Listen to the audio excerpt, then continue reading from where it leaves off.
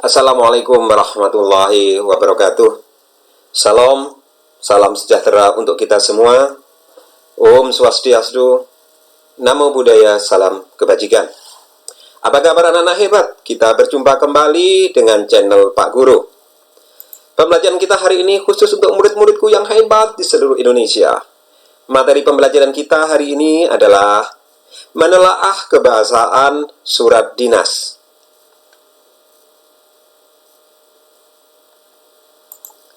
Adapun tujuan pembelajarannya adalah melalui pembelajaran daring, kalian nanti harus mampu menyunting, yaitu menemukan kesalahan-kesalahan dan memperbaikinya pada sebuah surat dinas dengan benar, secara jujur, mandiri, dan bertanggung jawab.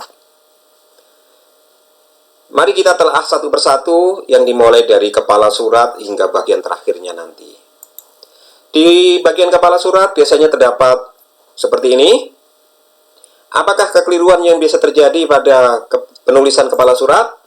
Yaitu alamat tidak boleh disingkat. Singkatan nama orang yang digunakan sebagai nama jalan diperbolehkan untuk kepala surat. Misalnya M.T. Haryono, yang merupakan singkatan dari nama orang yaitu Mas Tirto Darmo Haryono, pahlawan revolusi kita. Sehingga singkatan yang lain tidak diperbolehkan. Kalian bisa menemukan singkatan-singkatan yang ada pada kepala surat ini? Iya, tepat sekali. Ya, pertama ada JLN dan D. Mana lagi? Iya, no. Ada lagi? Tel. Tepat sekali. Sehingga penulisan yang benar adalah JLN menjadi jalan, D danau, no menjadi nomor, dan tel kita ganti menjadi telepon. Mungkin di antara kalian ada yang bertanya, Pak Guru, apa itu pos L? Pos L itu pos elektronik yang merupakan terjemahan dari bahasa Inggris, yaitu email. Email itu bahasa Inggris dan belum masuk dalam kosakata baku bahasa Indonesia. Jadi bahasa Indonesia yang tepat adalah pos L. Terus bagaimana Pak Guru? Banyak surat-surat yang menulis email. Boleh juga, namun penulisan email harus diketik miring. Mengapa? Karena itu adalah bahasa Inggris yang masuk di dalam bahasa Indonesia. Jadi kalian nanti kalau menulis surat, kalian tidak menuliskan pos L tapi menuliskan dengan email, maka tulisan email harus diketik miring. Bagian surat kedua yaitu nomor surat. Bagaimana kaidah penomoran surat seperti ini? Kaidahnya adalah penulisan nomor surat tidak diikuti tanda baca. Jadi tidak diikuti tanda baca seperti ini. Penulisan yang tepat setelah nomor, kode, kemudian tahun, sudah tidak diberi tanda apapun.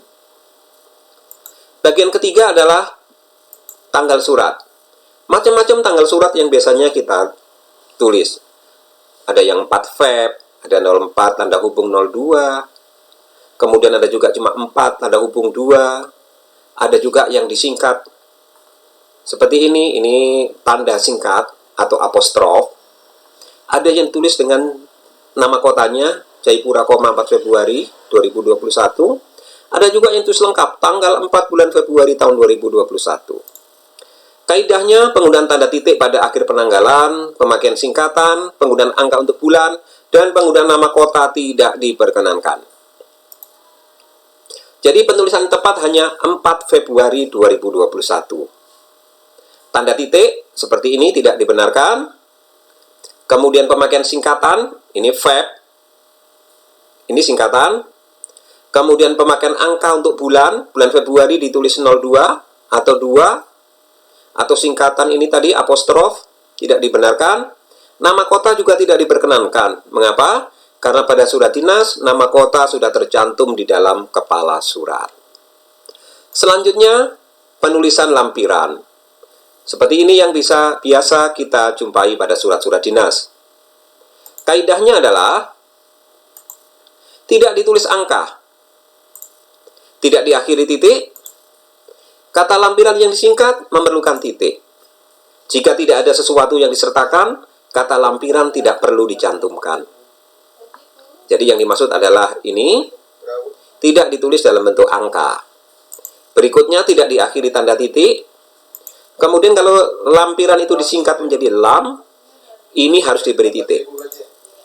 Kemudian jika tidak ada lampirannya, maka tulisan lampiran ini tidak perlu dicantumkan. Sehingga penulisannya menjadi seperti ini. Lampiran titik 2 1 eksemplar, bukan angka, harus ditulis huruf. Kalau disingkat lam titik 1 eksemplar. Kalau lampirannya tidak ada, tidak perlu dicantumkan di surat tersebut. Tulisan lampirannya tidak perlu.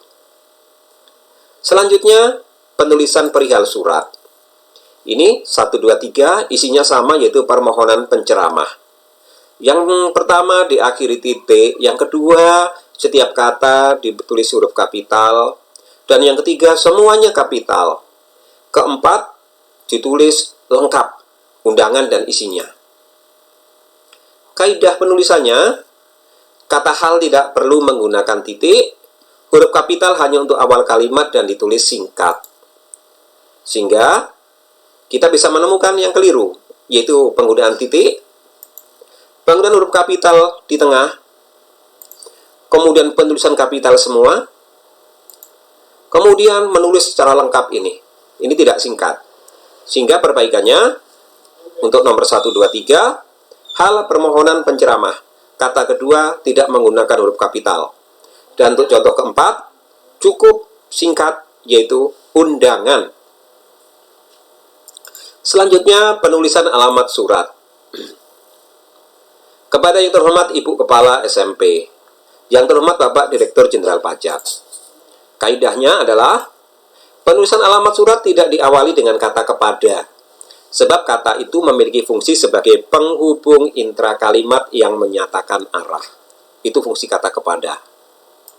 Yang kedua, sapaan Bapak, Ibu, atau Saudara di depan nama jabatan dan gelar tidak diperlukan. Sapaan hanya dipergunakan untuk mengiringi nama orang yang tidak diawali dengan gelar. Ini kepada, kata sapaan ibu, kata sapaan bapak di depan jabatan tidak diperlukan. Sehingga penulisannya menjadi demikian. Yang terhormat Kepala SMP Nurul Huda. Atau kalau yang kedua, yang terhormat Direktur Jenderal Pajak. Tanpa kata sapaan. Mengapa? Karena ada jabatan di situ. Satunya Kepala SMP, satunya Direktur Jenderal. Lantas bagaimana dengan penulisan kata sapaan? Kalau nama orang tidak diawali dengan jabatan atau gelar di depan. Contohnya yang terhormat Bapak Abdullah SPD. Akan berbeda kalau Pak Abdullah ini adalah seorang haji. Maka yang terhormat Haji Abdullah. Tidak tepat kalau kita menulis yang terhormat Bapak Haji Abdullah. Itu tidak tepat. Atau dokter.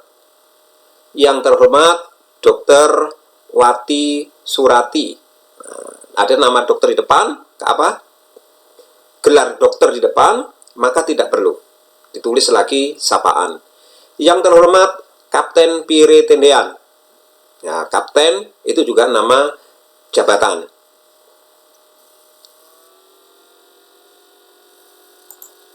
Berikutnya penulisan paragraf pembuka.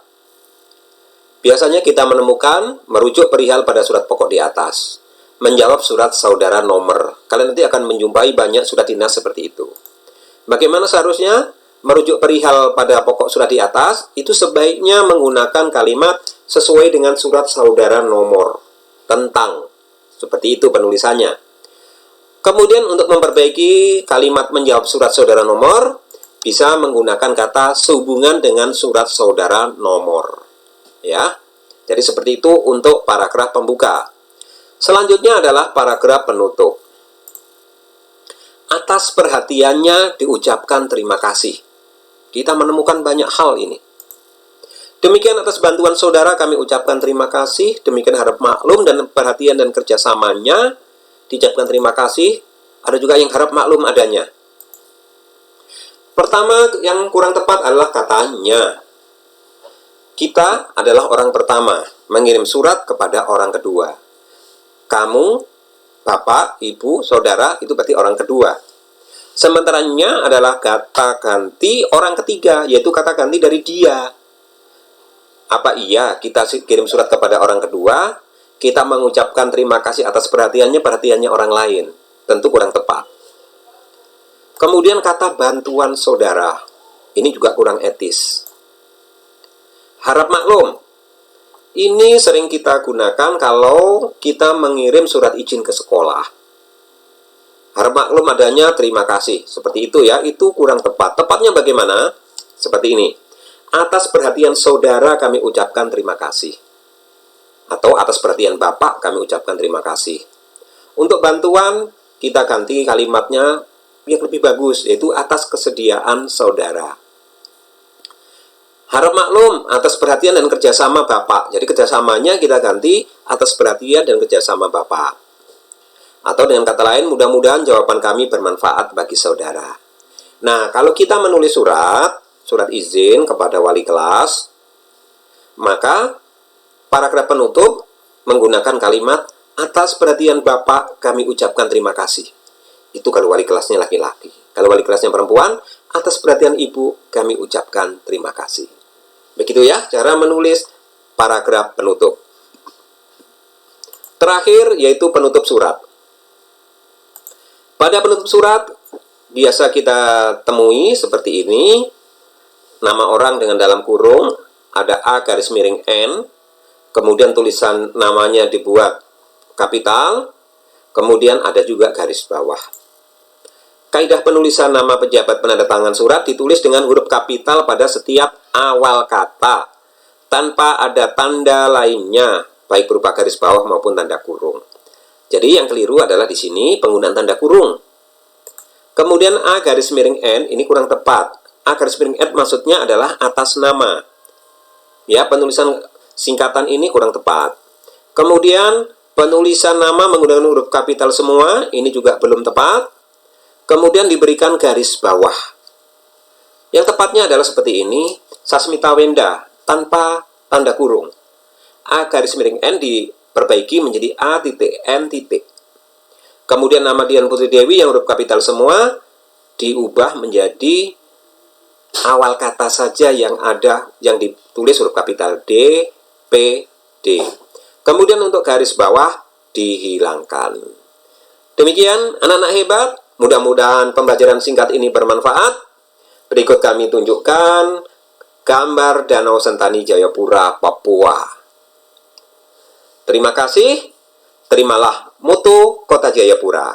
Hendet Cahiyo Onomi Temarnianaset. Satu hati membangun kota untuk kemuliaan Tuhan. Akhirul kalam, wassalamualaikum warahmatullahi wabarakatuh. Salam, salam sejahtera untuk kita semua. Om Santi, Santi, Santi, Om. Sadu, sadu, sadu. Salam kebajikan. Waniambe.